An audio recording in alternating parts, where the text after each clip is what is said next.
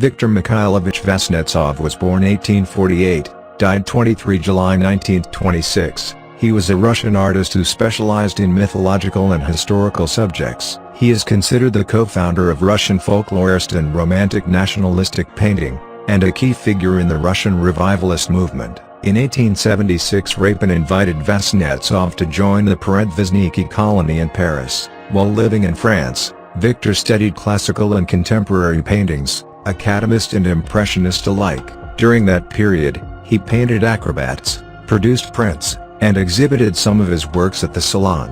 When he turned to religious subjects and executed a series of icons for Abramtsevo estate of his patron Savva Mamontov.